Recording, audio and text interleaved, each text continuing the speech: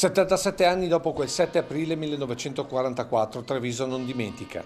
I rintocchi della torre civica sono iniziati alle 13.05, ricordando l'inizio del bombardamento che sconvolse la città causando 1.600 vittime, di cui 123 bambini. Una cerimonia semplice, aperta e chiusa dalle preghiere in musica del tenore Francesco Grollo. Grazia plena. Perché sono momenti di grande emozione questi. Dobbiamo ritrovare questa profondità, questo cuore che abbiamo dentro. Ho voluto fare un brano avvolgente, un abbraccio per tutti i trevigiani, che è il Panis Angelicus di César Franck. Panis Angelicus,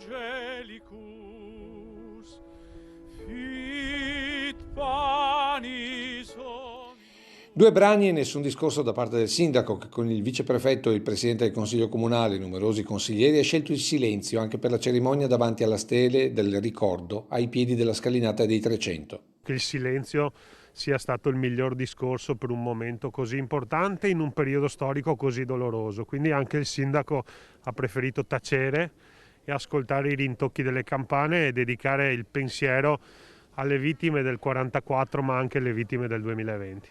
E proprio per ricordare i caduti del contagio che il sindaco è pronto a promuovere una nuova iniziativa. Non lo so se lo faremo il 7 aprile, ma ci sarà una giornata dedicata alle vittime della pandemia, perché è stata l'ennesima pagina della storia della nostra città. Una giornata comune per un dolore e soprattutto un ricordo comune. Santa Maria.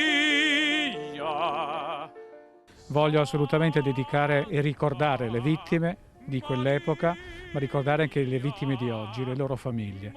Voglio abbracciare il loro dolore e cercare di sostenerli per quello che posso fare.